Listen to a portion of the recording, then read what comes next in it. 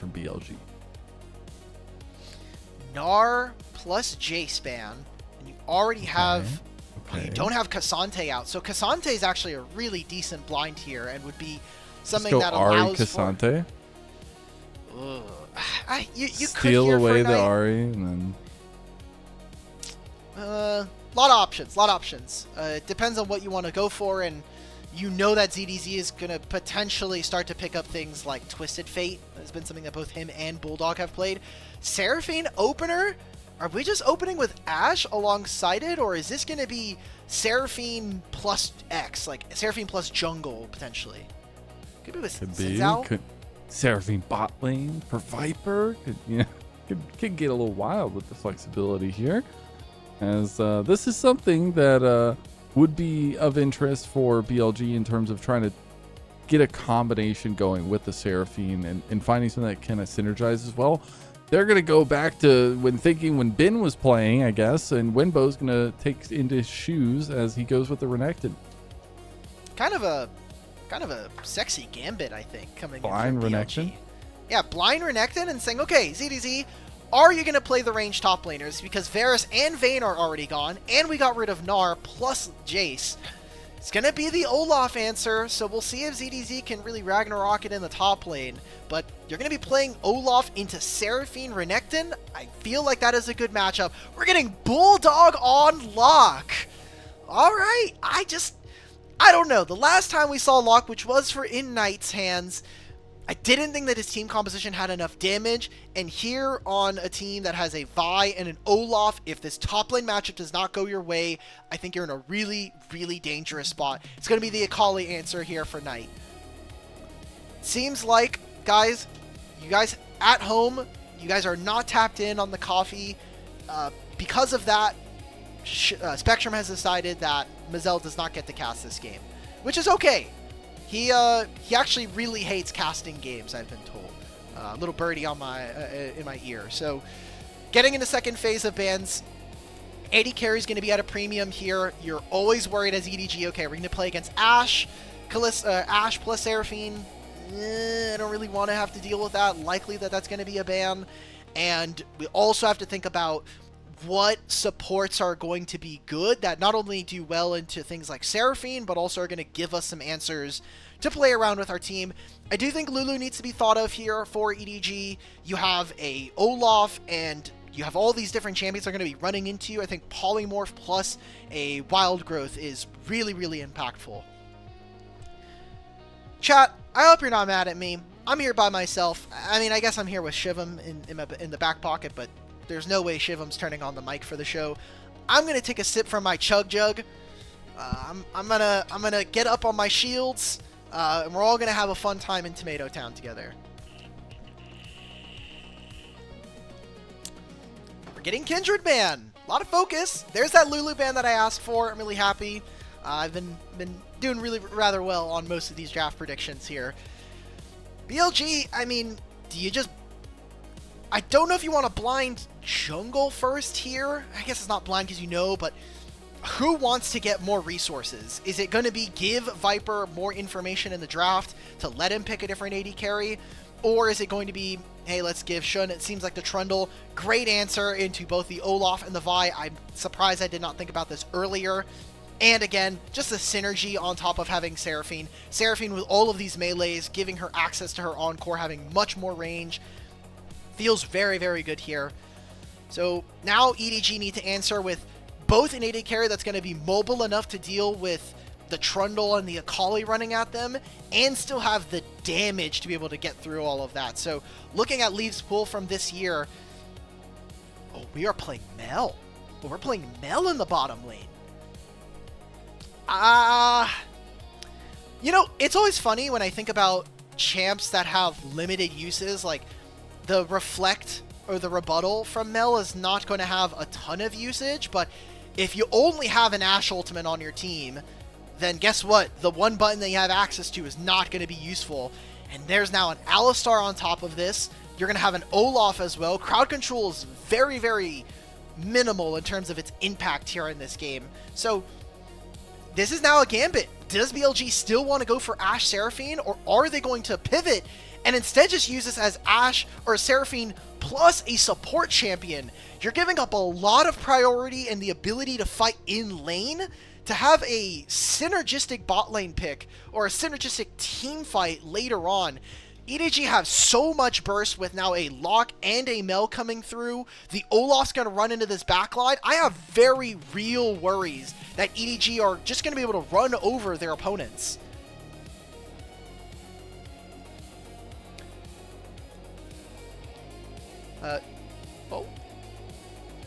Okay, it's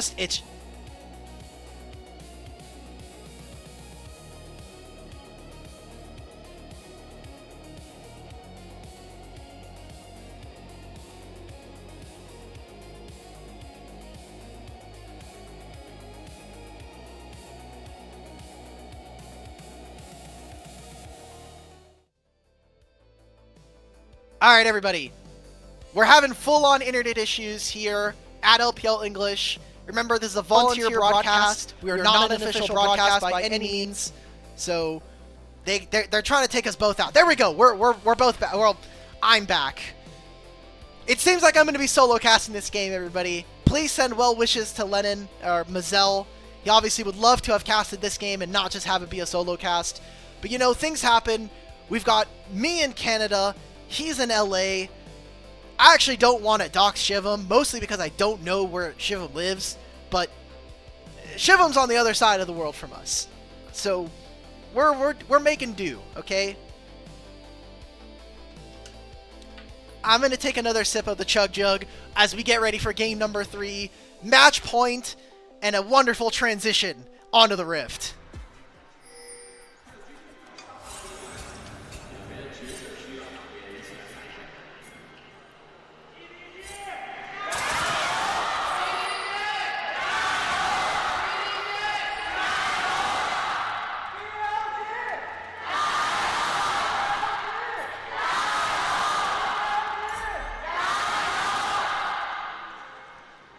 We're in Shenzhen for the week.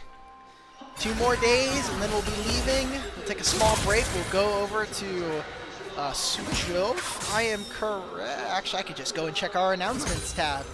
We'll be in Shanghai. We'll be in IG's arena for next week's games. New quirk for LPL Split 3. But really, jungle pathing going to be really, really important. And the draft bugged out for me, and because Parsec broke, I didn't even see that this was Xerath instead of the Rakan. Okay. Definitely changes the flavor of this game, but I think is actually worse in some aspects. Like, you'll have the damage, but now you're going to be playing Xerath, and you're going to be into both Olaf and a Vi. That sounds miserable in my mind to play, but we'll see if BLG can get around it at this point. Seeing some early trades. Second game of Lock here in the LPL. Does currently sit at 0-1, thanks to Thunder Talk last night giving Knight a loss. And we're seeing Trundle just skip camps. Shun could actually just find this kill. Wembo does have Flash, doesn't have Stun. He has no longer the Slice and Dice either. Might just be Shun looking for a single kill. Gets the Flash out of EDG. Also the Exhaust. Can he walk him down with enough chomps? That's 2. Wembo could flash, looks for a stun, gets the Ruthless Predator, and that's going to be First Blood going over to Shun. Hi everybody. Is Rude actually tapped in? Am I joined by my... You've got a friend. Yay! Hello everybody. I'm going to be here to E-sub as best as possible. For the game number 3, I mean, this is what happens when we go... Is this game 8 of the day, right? Gank down on the bot side though. Perugia flash engage. Tries to lock down on another connection on the CC. Follows from Xiaohao the flash. There is no damage to come through, but a couple more autos should just sign, seal, and deliver the first kill back for EDG. This is awesome. We've had 4 play-by-plays today now with this. We're going to have you doing... I think this is your first play-by-play game for LPL. Am I not mistaken?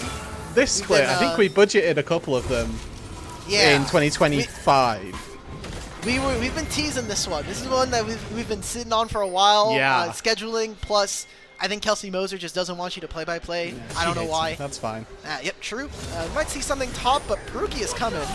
Yeah, no flash here for ZDZ. There is a support off in the wings. Whether or not that makes a difference, we will see. Looks like it might do, though. Jun very low, knocked up, taken down. ZDZ, 200 HP still left to go. Wenbo, I don't know that you've got this in the tank. Axe goes wide ons here, though. And it will be a 1-for-0. A play started by BLG, but won by EDG. It's getting a little bit dicey. I was really excited to see Trundle in this game, but if Olaf is going to get more resources and we could see BLG potentially fall, you know, this is a fantastic moment here as we get a little bit of time to say that. Yeah, it's tense. It's tense. Go, go, go, go. We have 2 color casters here now. What do you Thanks, feel about Flash. this? Oh, come on, man. They're trying. 2 color casters means we don't get to talk about the game. That's what we need to True. know and need to remember. I think they're just going to lane 2 versus 2, but an axe hits by ZDZ. Chase down should still have all his spells up.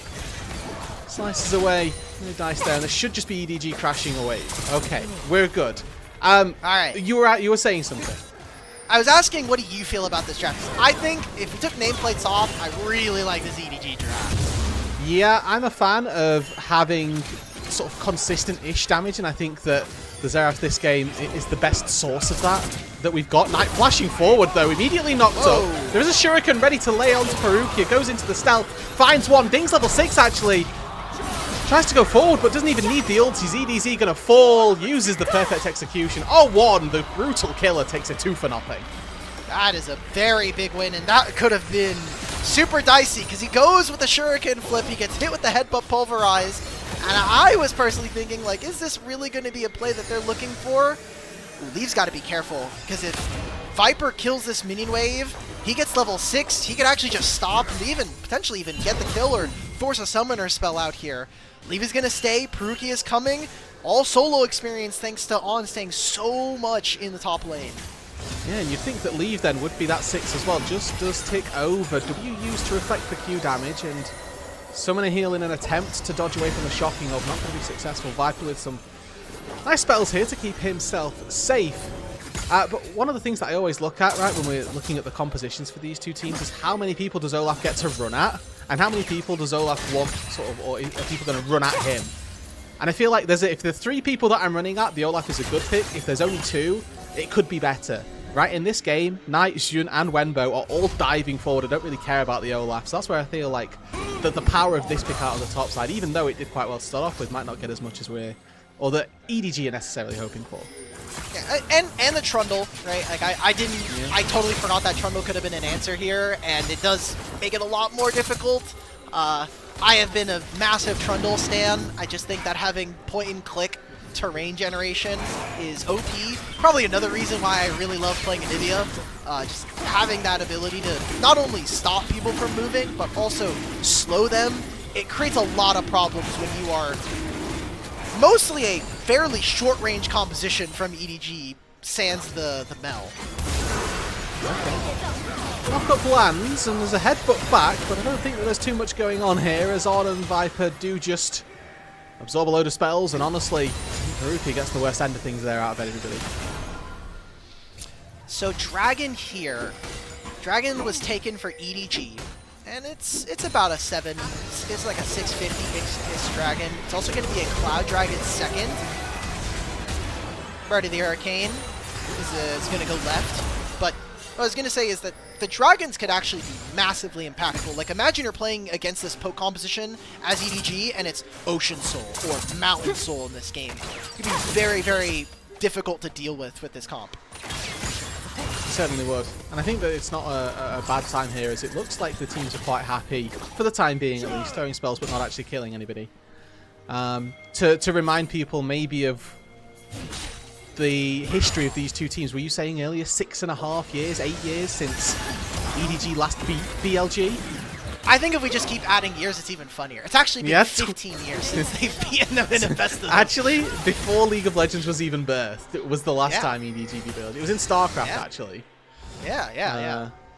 The actual date is February of 2023. Ah, 2023. Okay. So I'm just fully lying and saying way too many years, which is good fun. But that's the fun part, right? It's like we're on air, and the people in Twitch chat can get mad, but they can't stop us. True. And that's what you get for That's why Kelsey's not put me on the play-by-play duty for a while. Only one of us are allowed to slander the teams at any time. Usually it's me. So it seems like we're positioning around these grubs. Okay, I didn't think you're allowed either. We're going immediately back onto Knight, who's still alive somehow, dashes away, What? has R2, has a shuriken. Here we go, baby. This is why your golden left hand is here to play. Lock not enough. Oh! Triple kill for Knight. He lives! I can't believe he lives through that. And I was thinking that the locks and the execute on his ultimate was going to be enough there.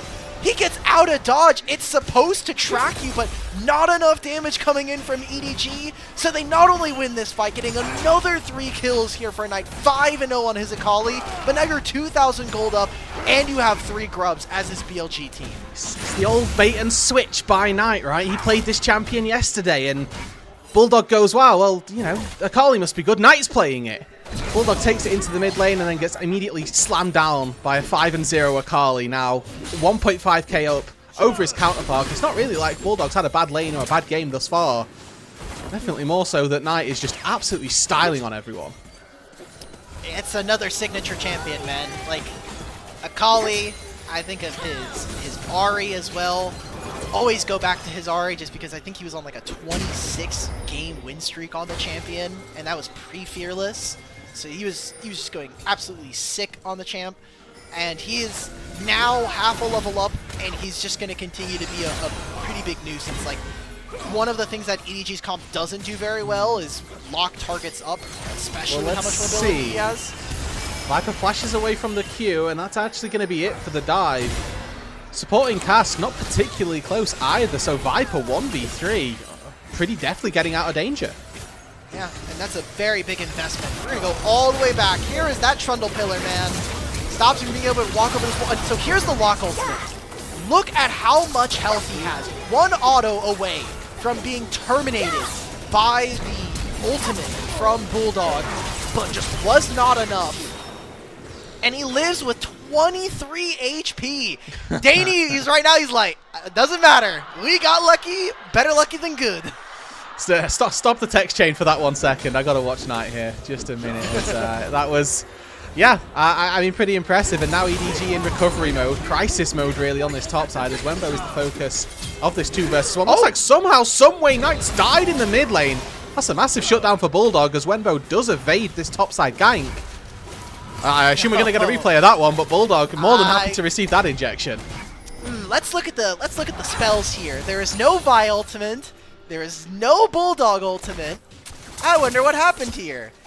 All right, he's like, guys, I could have just solo killed this guy, and his jungler's here. Okay. Yeah, you know, the odds of there being a Vi off in the wings, like immediately ready, waiting for that dive.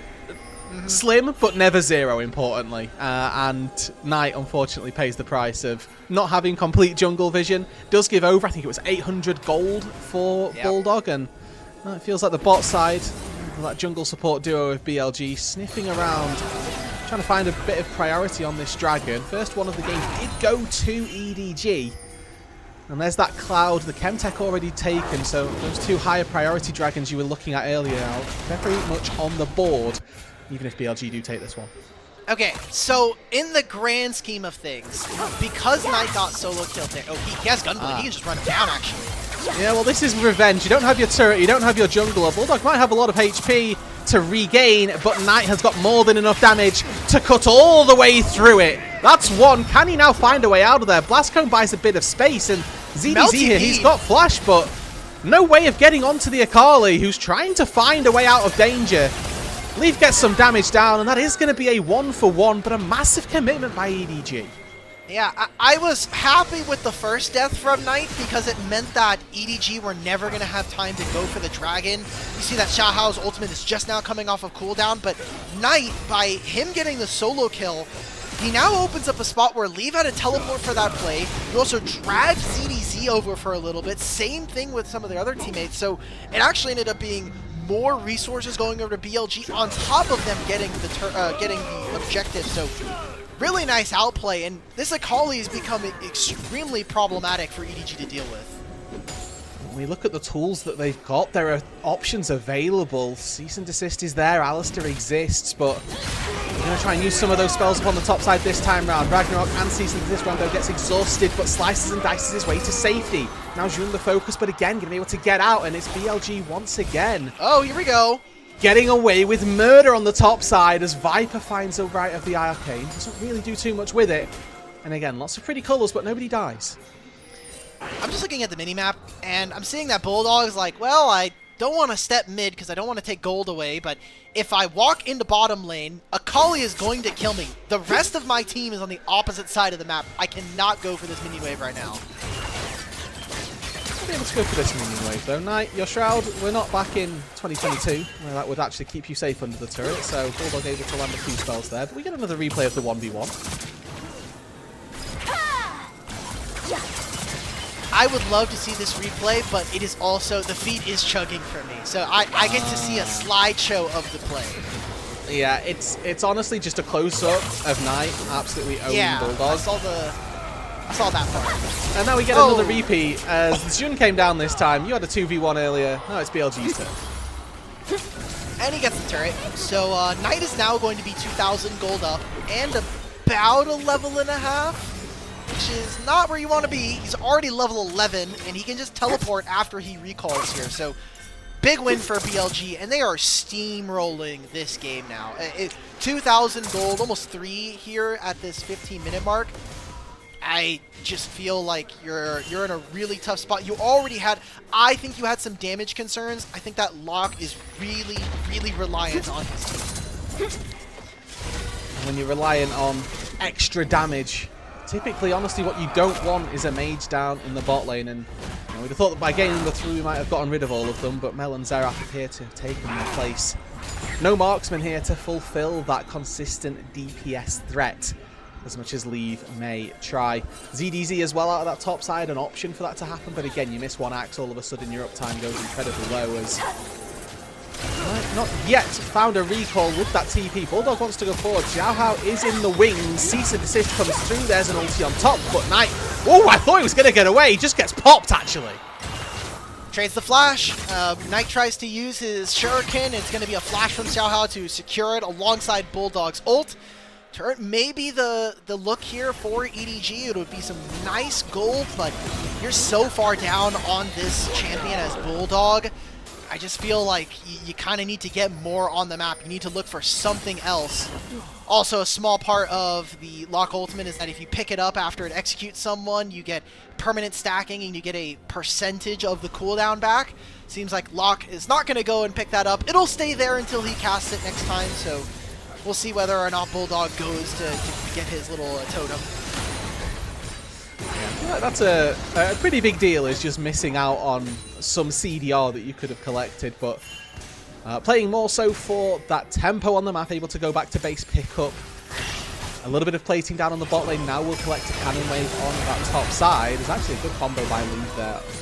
Just find a good chip damage onto on. We did see temporarily Jun was able to take down the Rift Herald on the top side, so BLG going to have a little bit more aid in taking down these turrets, as now Jun beelining it up toward the top side. Remember, he's got Dominus waiting in the wings, does just quickly hop over the pillar.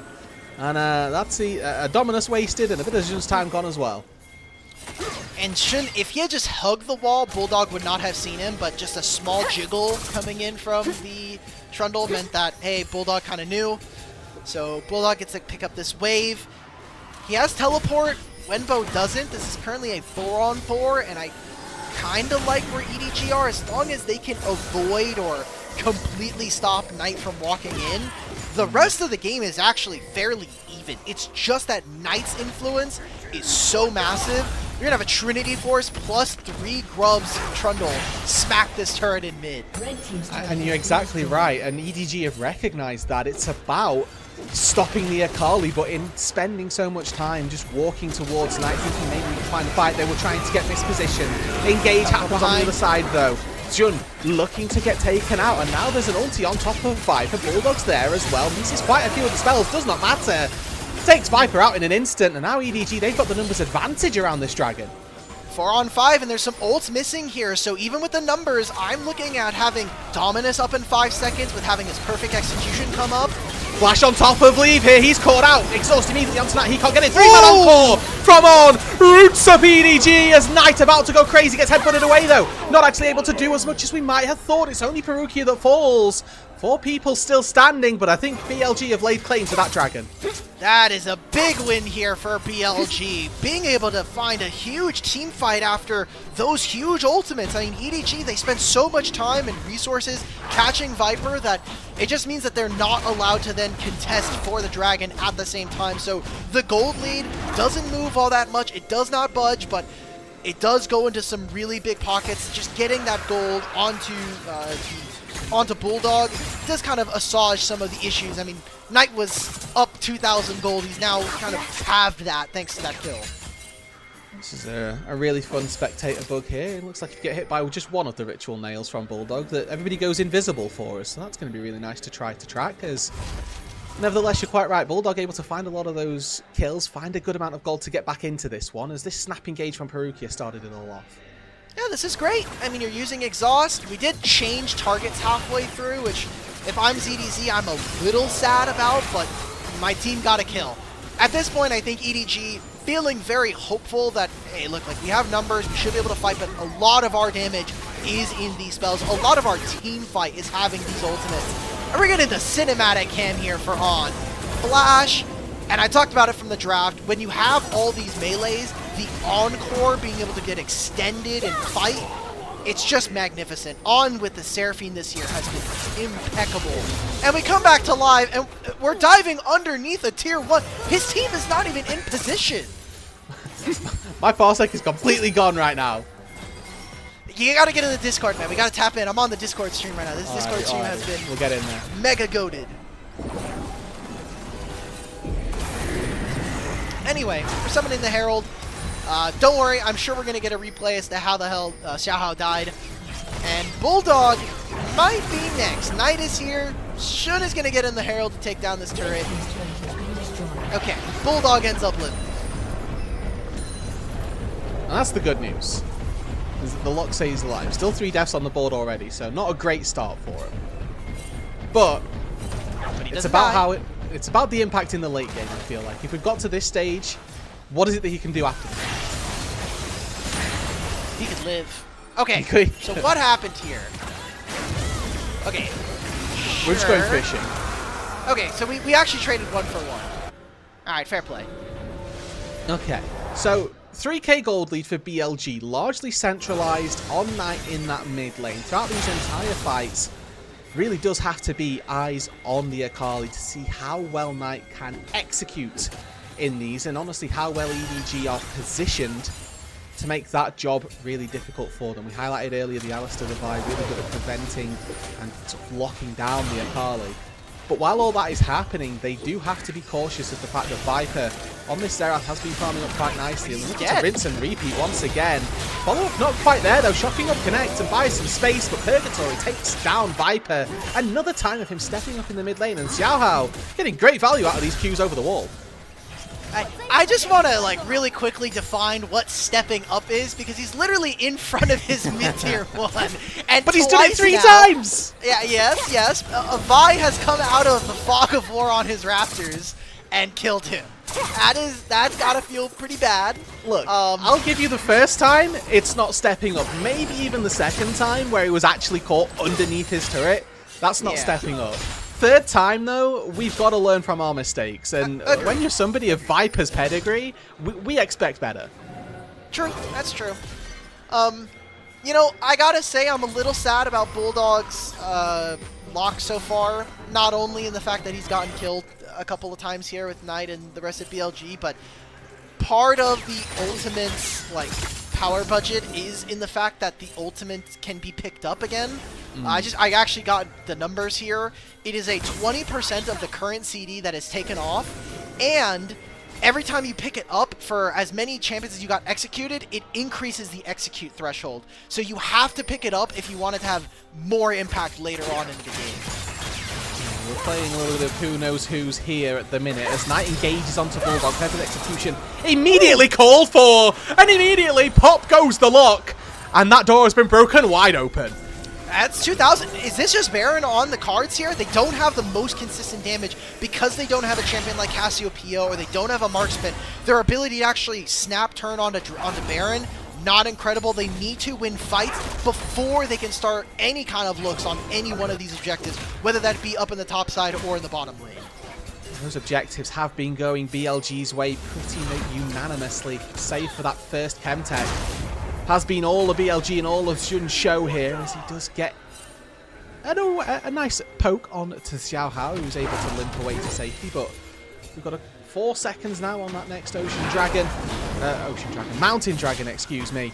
As BLG look well poised to take that. TP's coming in, those EDZ and Bulldog both looking to get involved. I like this setup. You're going to have a pincer maneuver. You're going to have Locke and Mel play on one side. Olaf can run a muck in the back line. But it's Leave. Once again, too far forward. Chain CC, but not yet down. In goes Wenbo to the back line. In goes Knight through the front line. Perukia next to fall. Leave already dead, and it is an absolute slaughter. Bulldog can do nothing in the face of BLG as they take 4. They're not going to even go for the Dragon anymore. They're just going straight over to the Baron there.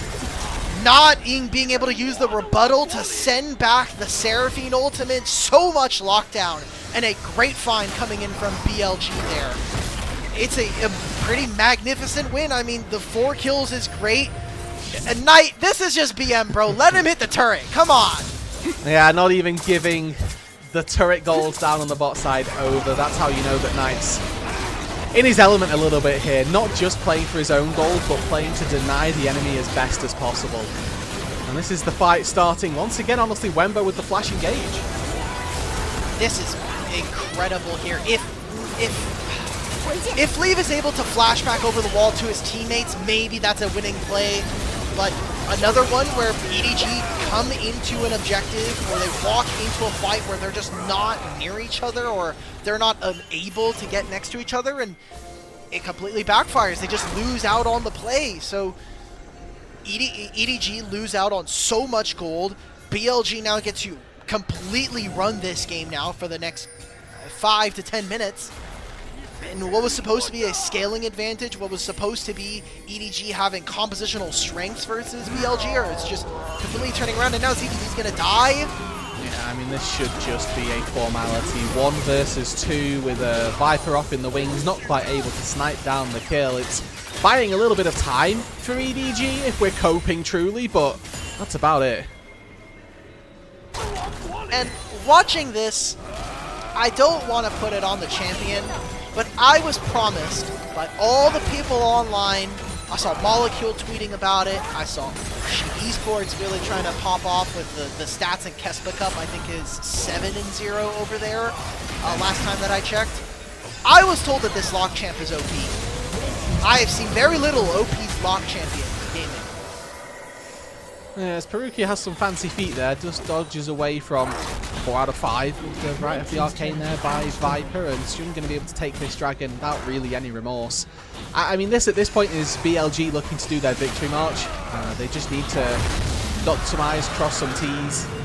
8,000 gold, 27 minutes into the game is one heck of an advantage, and again, we look at the comeback mechanics that EDG have in this game. Who are they looking to right the ship? Xiaohao maybe with a Vi ulti, maybe Perukia with a good engage, but we've not found too many of those in this game. 0, 4, and 2. It's a tricky position. I feel like it has to be the Mel, man. Like, this Mel champion is just too good into melees. I do have some qualms with the build here. Shadow Flame Ludens is completely fine. Maybe in this game, I would argue that having access to Blackfire Torch because the ability haste is just really nice. And Rabadon's, while the damage is good, I just think having Zonius versus his team is really, really strong. So it's an unfortunate thing. Now it just means that even if we get to a 4th item, you're not going to have access to that. It just begs that question, doesn't it? Does he have the space to go for such a low damage item relative to Rabadons? As Knight is going to be the play here in the mid lane. EDG are connecting 4 members to them. And Knight does fall.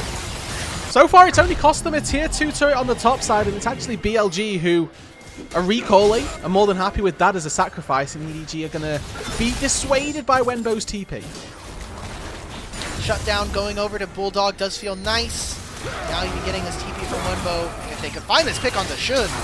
This is not nothing here. Subjugate goes down, flash out, and will be able to survive. 10 stacks off of the Dark Seal, the Medjai's, excuse me, from Knight, as he did fall as well.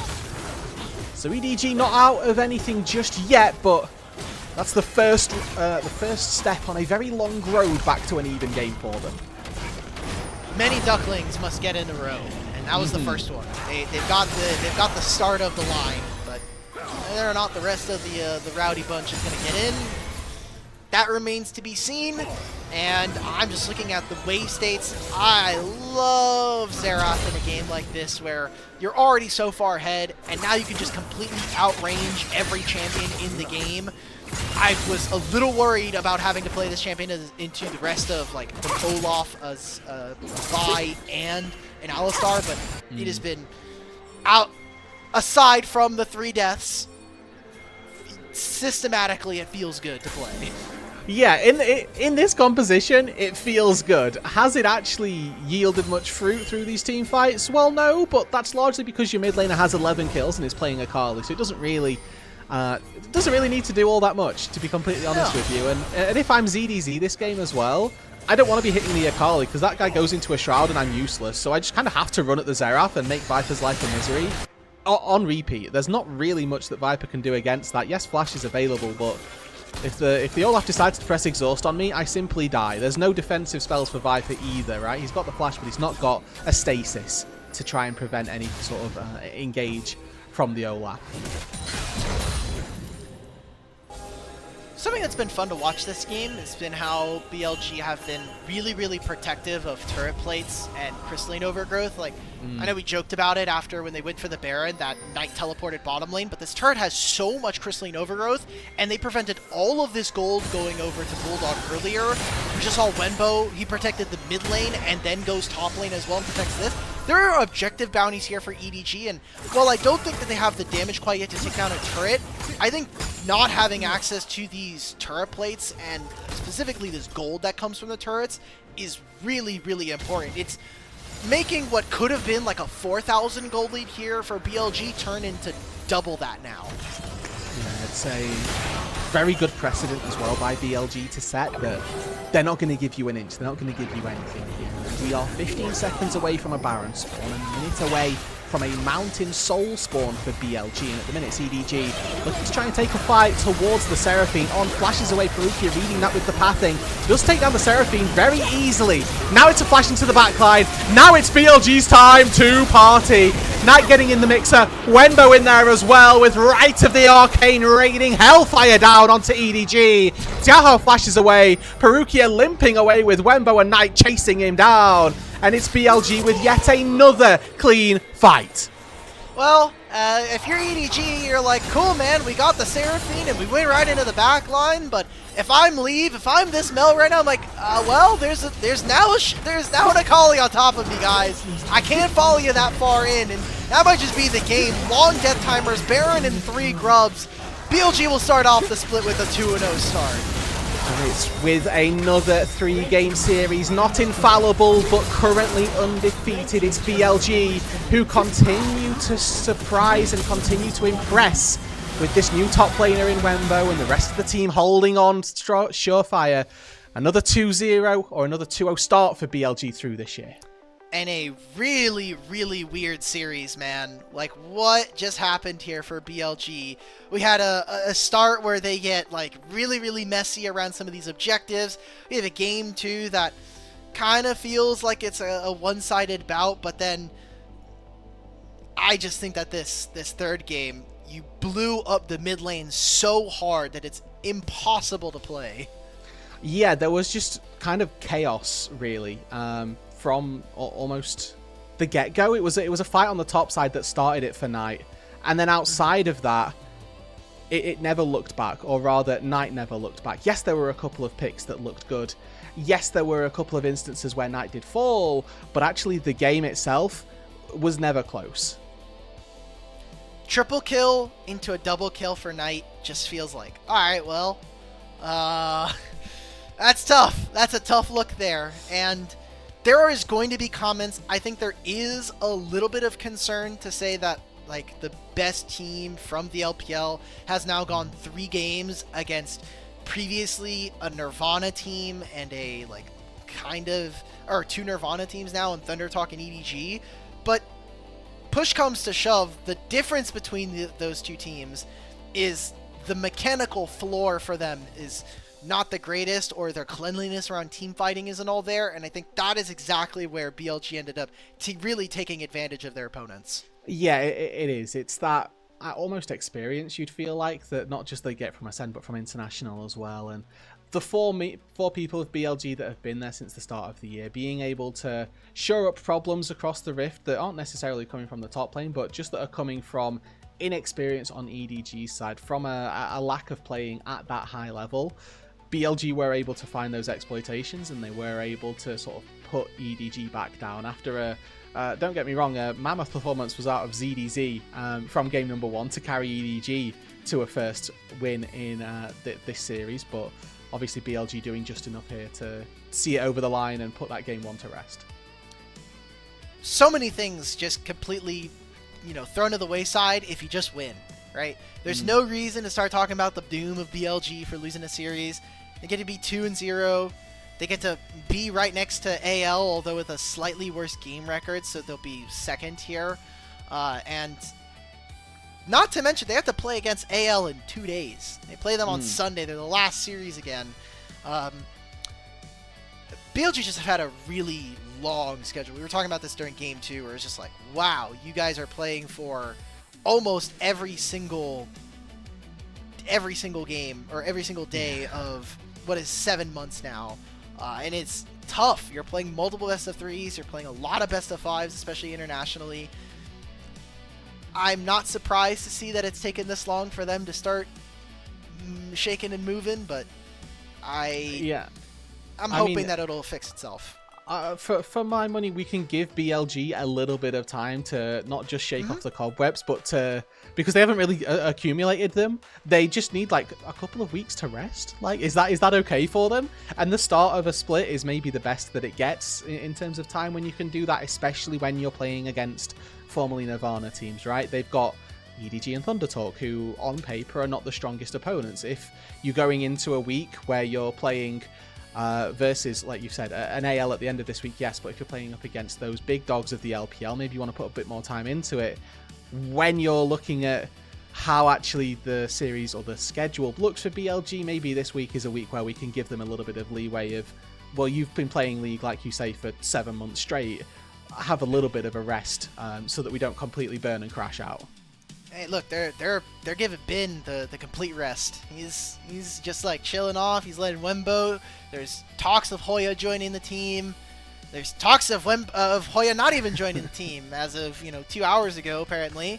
And I'm looking at their schedule, considering the fact that JDG are now 0-2 in the split. If we're looking at BLG's schedule, they play AL on Sunday, they play LGD on Wednesday of next week, and then they play WE and JDG. They don't play top esports until the 8th of August. They might have like a quote-unquote a real matchup for a week and a half now. So like we say, start of the split, now's your time, okay? You're not playing until, you said they've got JDG later. And maybe now's the time to take a little bit of a back seat. Do you want to take a quick look at the standings, because we do have those updated standings before we close out the show for the day. Obviously 2-0 now for BLG. They go alongside Anyone's Legend, just a little bit behind in game score though. Good job, North America. I was going to say, I saw NA on also, the good job, North America. We can give them a shout out. Yeah, hurrah. I'm not surprised by the standings. I guess maybe the fact that JDG are 0-2 is probably the biggest shocker to me. Obviously, WE taking a pretty magnanimous win earlier today with a 2-1. But these are kind of about the standings that I expected. LGD at 4th is definitely surprising. if you pick up LGD and swap them with JDG, we'd go, that's perfect. That's like really chill. There are just those couple of outliers, though, you know? Yeah, yeah. And it still feels weird. Sorry. The IG and Weibo being in Nirvana, it still feels weird. That's all. Carry on. Yeah, you know what doesn't feel weird, though? LNG being in Nirvana, you know? that one feels just right. They can stay there. Yeah. We're good with that. Can you believe that Bulldog is the player that made it out? Bulldog is the player that gets out of Nirvana and not the rest of his team. And then there's also I'm still salty. 1XN is the one that's still in Nirvana out of that Thunder Talk Cross, like you know, from way back when. That's what feels. Oh, the one that pains you a little bit. Some post game stats here. I mean, we knew how this gold game had gone. It was an absolute slaughter, and Knight largely at the helm of it. But yeah, the standings there, painting a picture that you know we're not too surprised by. I'd say in the LPL at the minute. No, and this was, I think, a good draft from Danny. A little questionable because they went with like the Seraphine first pick and then they ended up pairing it later on with a Xerath. Didn't have synergy in the lane, but that kind of didn't matter when we came down to team fights. That was really, really cool. I don't know. I'm like, I see this game and I'm like, okay, how much deeper can we get from them? And we're going to see best of threes for the rest of the season, right? Like, I really doubt we're going to get that depth, but that just means that as long as the meta doesn't change too much between now and playoffs, bot lane is going to be really, really fun. Yeah, well, there are rumors of the way support is being changed. I think largely people want Camille gone from support, but outside of that, you're quite right.